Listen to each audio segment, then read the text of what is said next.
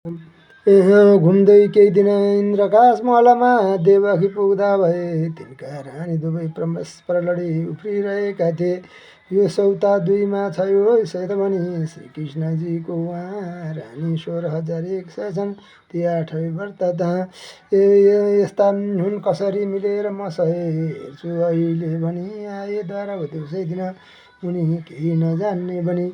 पहिले रुक्मिणीजी पुगे महलमा चौतर्फ हेर्दै मुनि देखि नारदलाई झट्ट हरिले सेवा जनाए अनि धेरै बेर त्यहाँ चरित्रहरिको हेरेर जान्छु भनी त्यहाँबाट गए कर्मैसँग सबै प्रसादमा देवनी।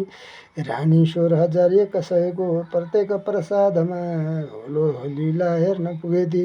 नारद मुनि आश्चर्यको साथमा पूजापाठ कहीँ र भोजन कहीँ दानादि गर्ने कहीँ गर्थे स्वागत विप्रको अतिथिमा सेवा खुसीले कहीँ खेल्थे बालकका बसेर सँगमा आनन्द गर्थे कहीँ प्यारीका सँगमा बसेर खुसीले खेल्थे त्रिपासा कहीँ।